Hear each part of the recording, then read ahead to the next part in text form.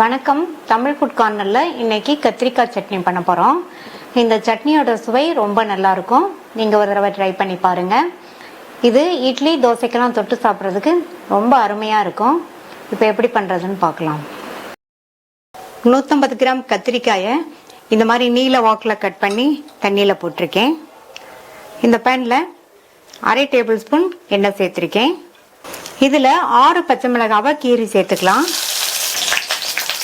இந்த மிளகாவை லைட்டாக வதக்கி விட்டுட்டு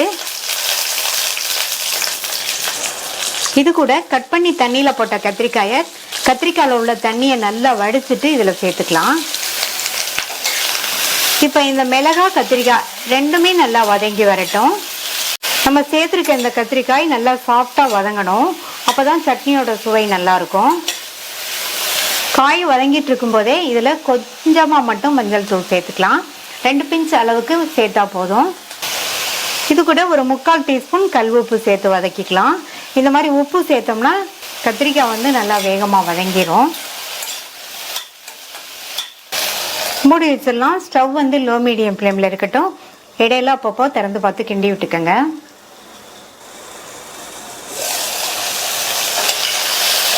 இப்போ ரெண்டுமே நல்லா வதங்கிருச்சு. இதை எடுத்து வச்சுக்கலாம். அடுத்து இந்த பேனில் 2 டீஸ்பூன் எண்ணெய் விட்டு சூடாயிடுச்சு. அதில் 1 டேபிள் ஸ்பூன் உளுந்து, 2 டீஸ்பூன் கடலைப்பருப்பு. உளுந்தை விட கடலைப்பருப்பு அளவு கம்மியாக சேர்த்துக்கோங்க. இந்த 2 பருப்பும் வறுபட்டு பொன்னிறமாக வர வரைக்கும் வறுத்துக்கலாம். பருப்பு பொன்னிறமாக வறுபட்டதுக்கு அப்புறமா இது கூட 5 சின்ன பல் பூண்டு சேர்த்துருக்கேன்.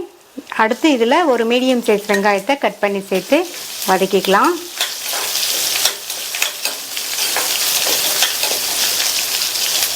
வதங்கிட்டு இருக்கும் போதே ஒரு கோழி குண்டு சைஸ் அளவு புளியை இதில் சேர்த்து வதக்கிக்கலாம்.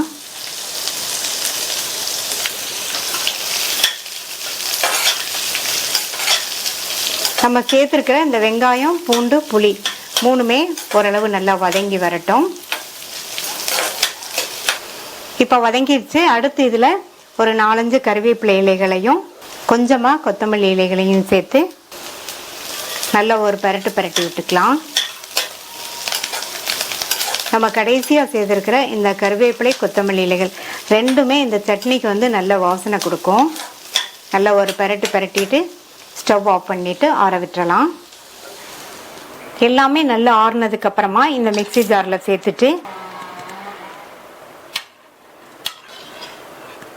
கத்திரிக்காய் வதக்கும் போது உப்பு சேர்த்துருக்கோம். சட்னி அரைச்சதுக்கு அப்புறமா தேவைப்பட்டா செக் பண்ணிட்டு சேர்த்துக்கலாம். இப்போ இது கூட தேவையான அளவு தண்ணி சேர்த்து கோர்ஸாக அரைச்சிட்டு வந்துடலாம். அரைச்ச சட்னியை இந்த பவுலுக்கு மாற்றிடலாம். மிக்ஸி ஜாரை கழுவி கொஞ்சமாக தண்ணி, இதோட கொஞ்சம் உப்பு சேர்த்து நல்லா மிக்ஸ் பண்ணி விட்டுட்டு தாளிப்பு போட்டுடலாம்.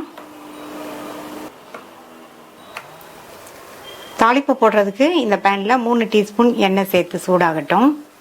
இப்போ சூடாயிடுச்சு. இதில் 1 டீஸ்பூன் கடுகு, 1 டீஸ்பூன் உளுந்து, அடுத்து கறிவேப்பிலை சேர்த்துக்கலாம். இது கூட ஒரு கட் பண்ண காஞ்ச மிளகாய் சேர்த்துட்டு 1/4 டீஸ்பூனுக்கு கொஞ்சம் கம்மியாக பெருங்காய பவுடர் சேர்த்துக்கலாம். தாளிப்பை இந்த சட்னியில் சேர்த்துடலாம். சுவையான கத்திரிக்காய் சட்னி ரெடி ஆயிடுச்சு. நீங்களும் ட்ரை பண்ணி பார்த்துட்டு உங்கள் கமெண்ட்ஸை சொல்லுங்கள். தேங்க்யூ.